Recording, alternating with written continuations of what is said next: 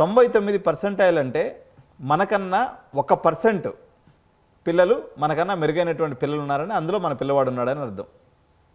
ఇప్పుడు ఉదాహరణకి జేఈలో 99% ఒక స్టూడెంట్ కానీ వచ్చినట్లయితే 14,000 ర్యాంక్ వస్తుంది. ఎందుకని? దాని 14 లక్షల మంది రాసినారు కాబట్టి అందులో 1% అంటే 1%లో ఉన్నాడంటే 14,000 ర్యాంక్లో ఉన్నాడు అని మీనింగ్ అనమాట. వేరే ఎంసెట్ విషయానికి వస్తే రమారమిగా ఒక 2 లక్షల మంది ఎంసెట్ ఎగ్జామ్ రాస్తారు. ఈ సంవత్సరం ఆంధ్ర వాళ్ళు లేరు కాబట్టి బరాబర్ రౌండ్ ఆఫ్ 2 లక్షల మంది రాసేటట్టున్నారు. 99% జేఈ పర్సెంట్ వచ్చిన అతనికి ఎంసెట్లో ర్యాంకు 2,000 వస్తుంది. ఓకే, ఎంసెట్లో 99 ఎగ్జాక్ట్గా వచ్చిన పర్సన్కి ఎంసెట్లో ఫస్ట్ ర్యాంక్ వస్తుందని ఆశపడటం అనేది తప్పు. 99% వచ్చినటువంటి వ్యక్తికి జేఈలో ఫస్ట్ ర్యాంక్ ఎంసెట్లో ఎట్టి పరిస్థితిలో రాదు. ఎందుకంటే ఇది రేషనల్ థింకింగ్ కాదు. అదేవిధంగా మనకి రిమైనింగ్ ఎంట్రన్స్ ఎగ్జామ్స్ విషయంలో కూడా, ఎందుకంటే నేను పర్సంటేజ్ వైజ్ చెప్పుకుంటూ వస్తాను.